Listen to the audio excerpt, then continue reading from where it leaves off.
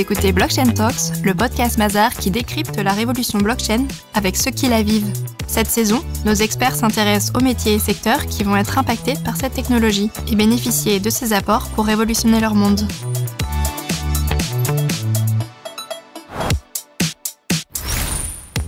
Bonjour et bienvenue dans un nouvel épisode de Blockchain Talk.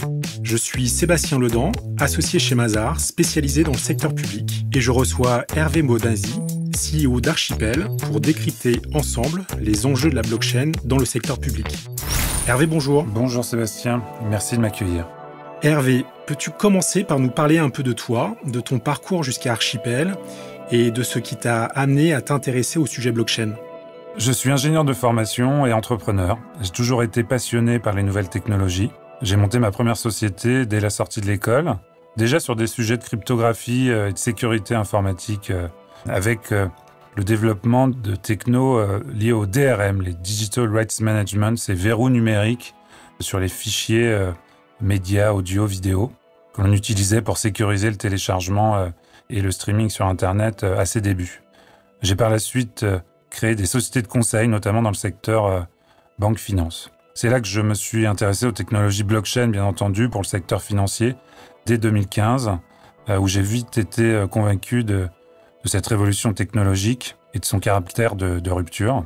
Je suis aujourd'hui persuadé que la blockchain annonce une révolution économique, sociale et politique aussi puissante que celle de l'Internet. Et j'ai enfin rejoint Archipel en septembre dernier pour en prendre la direction lors de sa création. Pour commencer, je propose de poser le cadre de ce que l'on entend par secteur public et de préciser les enjeux de l'État. Alors, le secteur public comprend d'une part les administrations publiques de l'État et les collectivités locales, et d'autre part les entreprises qui ont au moins 51% du capital social détenu par une administration publique, ainsi que les associations qui en dépendent, notamment de par leur financement. En France, l'État a 4 activités régaliennes. La sécurité extérieure, la sécurité intérieure, tout ce qui est lié au droit et à l'organisation de la justice, mais également tout ce qui va être lié à la souveraineté économique et financière. En 2014, l'État a accéléré sa transformation en créant le secrétariat général pour la modernisation de l'action publique, et notamment pour que l'informatique de l'État gagne en interopérabilité et que l'État puisse rationaliser ses infrastructures IT, rationaliser ses coûts, et aussi simplifier les démarches en digitalisant les services. L'ambition de l'État est donc de digitaliser ses services et son système d'information tout en assurant ses activités régaliennes. Avec le digital, on a également 2 nouveaux enjeux qui prennent de plus en plus de place dans le débat politique et au sein des entreprises, tout ce qui va être lié à la cybersécurité, mais aussi lié à la souveraineté des données. Est-ce que tu es d'accord avec cette vision ou vois-tu un autre enjeu ? Je pense que le numérique doit, dans les prochaines années, être un élément clé de la transformation des services publics et de la citoyenneté. On peut ajouter à ce secteur également les domaines de l'éducation, de la formation professionnelle, de la culture et l'économie sociale et solidaire qui sont tous en train de se digitaliser. Mais pour revenir sur les 3 grands enjeux que tu cites, que sont la souveraineté de la donnée, la cybersécurité et bien entendu la modernisation de l'État par la digitalisation, on peut prendre quelques exemples. D'abord, sur la souveraineté de la donnée, ce sujet est traité désormais au niveau européen avec le règlement RGPD, bien entendu, mais aussi avec ce nouveau règlement sur la gouvernance et l'échange de données qui est porté par Thierry Breton, soucieux d'instaurer une forme de marché unique de la donnée. Et concrètement, l'alliance Gaia-X, qui est un cloud européen fédérant 200 entreprises, est un bon exemple de cette initiative autour de la souveraineté. Alors l'ambition Gaia-X n'est pas de faire émerger un géant du cloud, mais surtout d'imposer des règles de bonne conduite aux acteurs européens et de favoriser l'échange de données en Europe. Sur l'enjeu de digitalisation des services publics, l'État français a cartographié et évalué la qualité de service des 250 démarches administratives les plus utilisées par les Français et donc lancé de nombreux chantiers d'amélioration par le digital. L'ambition est de dématérialiser 100% des démarches administratives d'ici 2022. Mais cet objectif, aujourd'hui, semble ambitieux et ne sera probablement pas tenu. Cependant, aujourd'hui, de nombreuses plateformes permettent de simplifier les démarches, les différentes déclarations et l'accès aux services publics. Mais l'enjeu le plus critique est probablement celui, en effet, de la cybersécurité Et ce qui pose le plus problème est selon moi l'usurpation d'identité en ligne, qui conduit à la fraude et au blanchiment d'argent. Alors là aussi, un règlement européen, eIDAS, a conduit à créer un socle commun pour les interactions électroniques sécurisées entre les citoyens, les entreprises et les autorités publiques. Cependant, on dénombre encore entre 200 000 et 300 000 usurpations d'identité par an en France, qui ouvrent de faux comptes bancaires, qui obtiennent des crédits non autorisés, qui effectuent des fraudes aux assurances et des fraudes sociales. Alors les différents acteurs qui subissent ces fraudes voient le nombre de fraudes en fait augmenter sur les canaux digitaux en comparaison avec les canaux traditionnels, physiques, en agence par exemple. C'est bien entendu plus facile d'être faussaire derrière son ordinateur et de modifier un PDF. Alors, pour répondre à ces enjeux, la blockchain est selon moi une technologie qui va permettre d'accélérer la digitalisation des services publics tout en apportant sécurité, confidentialité et certification des données échangées avec les administrations. Merci Hervé, c'est très clair. En quoi la blockchain peut contribuer à l'intérêt général et apporter des solutions à ces trois enjeux? La digitalisation des processus, la cybersécurité et la multitude des données. Et la souveraineté des données même, du reste. Alors la blockchain peut accélérer la numérisation des services publics et surtout augmenter la confiance citoyenne. En fait, les propriétés de la blockchain sont très intéressantes. Tout d'abord, la décentralisation. Il n'y a pas d'organe de contrôle central. La sécurisation des transactions et l'immuabilité des données qui y sont stockées. Donc ces aspects apportent naturellement toutes les propriétés nécessaires au concept de notarisation des documents, des informations. On peut citer par exemple les diplômes, les titres de propriété, les documents officiels, les justificatifs d'identité, de domicile ou de revenus qui, s'ils sont certifiés sur blockchain, peuvent apporter un degré d'authenticité certain. En complément, et selon moi, le socle d'une stratégie numérique pour simplifier la vie citoyenne est la création d'une identité numérique sécurisée et décentralisée grâce à la blockchain. En effet, dans une ère totalement numérique, les gens utilisent Internet dans leur vie quotidienne pour toutes leurs tâches, leurs achats, les inscriptions à l'école, les relations désormais avec les banques, les assurances. Donc il est naturel qu'il en soit de même avec l'administration. Mais il faut sécuriser encore plus ces interactions entre le citoyen et l'administration. Et donc, il conviendrait de faire en sorte que chaque citoyen dispose d'une identité numérique pour donner son consentement, signer, prouver et justifier de ses actions sans avoir à se déplacer dans chacune des administrations. Et donc, les éléments apportés par la blockchain, par design, ces éléments de sécurité et de confidentialité, rendent les efforts et les coûts de sécurité bien moins importants que s'il fallait sécuriser sur un seul serveur central l'intégralité des données. Dans ce contexte, la blockchain va accélérer la numérisation de l'administration, car les administrations et collectivités traitent encore trop de documents de manière papier, ce qui implique des traitements chronophages et coûteux. Aussi, la technologie blockchain va permettre de certifier ces échanges de documents et donc de lutter contre la fraude documentaire qui touche de trop nombreuses administrations. Merci Hervé, c'est très clair. Tu as pris des responsabilités récemment auprès d'Archipel. Est-ce que tu peux nous présenter cette initiative?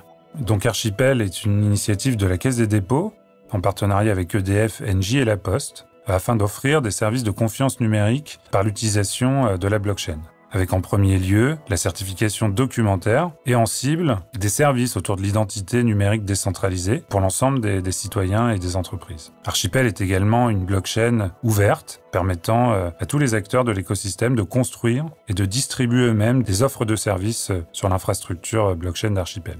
Alors concrètement, comment cela fonctionne? Si vous souhaitez rentrer en relation avec votre banque dans le cadre d'un prêt bancaire, vous allez devoir transmettre des documents. Ces documents font l'objet de contrôles, bien entendu, pour en vérifier l'authenticité. Avec Archipel, ces documents sont signés et ancrés sur la blockchain Archipel à la source par les émetteurs de confiance eux-mêmes. Et donc le mécanisme est un mécanisme de signature électronique, d'ancrage d'une empreinte numérique, horodatée, signée par l'émetteur et stockée sur la blockchain. Par conséquent, pour vérifier l'authenticité du document transmis par le client de cette banque, par exemple, il suffit à la banque de vérifier sur cette blockchain si la signature du document correspond. Et cela permet donc de vérifier si ce document a été quelque part notarisé sur la blockchain Archipel. Donc ce mécanisme permet d'accélérer drastiquement le contrôle documentaire et de limiter la fraude et l'usurpation d'identité lorsqu'un individu transmet donc des documents pour prouver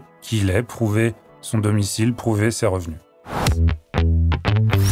C'est effectivement novateur, mais pourquoi proposer cette solution ? Pourquoi l'ensemble des sociétés à l'initiative d'Archipel proposent aujourd'hui ce type de solution d'authentification de documents ? Quelle est votre valeur ajoutée ?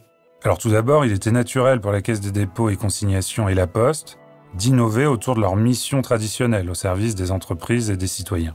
Alors bien entendu, du coup, l'authentification, la certification des informations est un sujet où les propriétés de la technologie blockchain apportent le plus de valeur ajoutée. Encore une fois, la sécurité, la traçabilité, la transparence et la décentralisation renforcent la confiance dans la certification. Donc la valeur ajoutée d'Archipel est de fédérer des tiers de confiance autour d'une certification distribuée, collective, et de fédérer des émetteurs de données qui vont certifier l'authenticité de ces données sur blockchain. En l'occurrence, aujourd'hui, EDF et Engie fournissent les signatures numériques, les empreintes numériques de l'intégralité de leurs factures, afin de permettre à leurs clients de facilement accélérer leur démarche lorsqu'ils vont transmettre leurs factures comme preuve de justificatif. Donc en fait, Archipel est une solution informatique qui porte l'infrastructure de la blockchain et qui en même temps va fédérer plusieurs types d'acteurs, comme les banques, les grands facturiers, et puis des tiers de confiance comme la Poste, c'est ça ? Oui, ce service est un moyen de réduire la fraude pour les acteurs du secteur bancaire et assurance, pour les prestataires de KYC, le Know Your Customer, cette connaissance client, c'est-à-dire ce contrôle des documents qui est effectué lors des différents dossiers et demandes des clients. Puis, dans un second temps, d'offrir le service également, bien entendu, aux administrations et aux organismes de prestations sociales. L'objectif étant, bien entendu, encore une fois, de réduire les risques d'usurpation d'identité. Donc j'imagine qu'il va y avoir beaucoup de cas d'usage autour de cette solution Archipel. Où en êtes-vous aujourd'hui du déploiement de cette solution ? Alors la solution est déployée, d'ores et déjà, disponible pour nos clients, avec au lancement la capacité pour nos clients de vérifier simplement, automatiquement et en temps réel, l'authenticité des justificatifs de domicile grâce donc aux factures EDF et Engie. Nous prévoyons également d'accueillir très bientôt d'autres émetteurs de documents, justificatifs de domicile, donc d'autres facturiers, mais aussi d'intégrer sur Archipel d'autres types de documents, comme les fiches de paye ou les documents d'entreprise, les cabis, les statuts ou les comptes annuels. Oui, donc le champ des possibles est très important. Du coup, comment tu vas prioriser, comment tu vas remplir ton carnet de commandes au départ ? Alors la volonté des 4 partenaires fondateurs, que sont la Caisse des dépôts, EDF, Engie et la Poste, est de créer au niveau français et demain européen un consortium plus large de certification documentaire et de gestion de l'identité numérique décentralisée pour les individus et les entreprises. Donc en ce sens, d'autres acteurs, publics et privés, pourront rejoindre Archipel, à la fois en tant qu'émetteurs de confiance, donc des partenaires fournissant des documents ou des informations certifiées sur la blockchain Archipel, en tant qu'opérateurs de nœuds de l'infrastructure, car nous avons l'ambition de décentraliser davantage, bien entendu, la blockchain Archipel sur un nombre croissant de tiers de confiance qui vont opérer une partie de l'infrastructure, ou encore des partenaires qui vont héberger leurs services et utiliser la blockchain Archipel comme infrastructure sous-jacente. Alors Hervé, tu t'es décrit en introduction comme un entrepreneur, un ingénieur et un fou de nouvelles technologies. D'après toi, pourquoi certains projets blockchain ne vont pas au bout ? Alors oui, même si la technologie blockchain est super belle comme ça, je pense qu'il faut rester pragmatique. Il faut que la première version reste simple, utile et compréhensible. De trop nombreux projets blockchain ont été probablement trop ambitieux dans le sens où ils ont voulu tout de suite développer une solution complexe et répondre à un cas d'usage avec un processus probablement trop éloigné de l'existant. Chez Archipel, notre démarche est davantage itérative.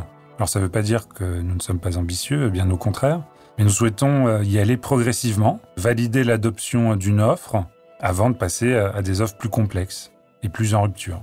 Par exemple, on souhaite démarrer sur cette notion de certification du document pour répondre aux problématiques actuelles de l'industrie qui passent par un contrôle documentaire afin de vérifier une identité.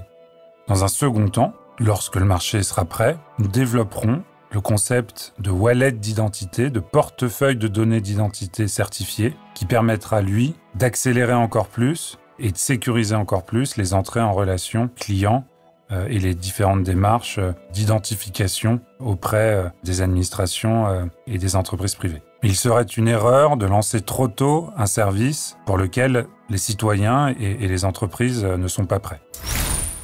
Hervé, en synthèse, que peut-on retenir de cette conversation en 2 ou 3 idées clés ? Alors je dirais une seule chose, je crois. Je pense que la blockchain doit accélérer la digitalisation des services de l'État au profit des citoyens et des entreprises, mais surtout que cette technologie augmente tellement fortement le niveau de confiance dans les échanges numériques et surtout répond parfaitement à l'enjeu de sécurité et de confidentialité des données personnelles qu'il serait dommage que la France ne l'utilise pas pour ses propres services. Eh bien, merci beaucoup Hervé Bonazzi et merci à vous de nous avoir suivis. Merci à toi Sébastien. Retrouvez l'intégralité de ce podcast et tous les épisodes des saisons 1 et 2 de Blockchain Talks sur toutes les plateformes d'écoute et de téléchargement. N'hésitez pas à vous abonner et à partager. Et à bientôt pour un nouvel épisode.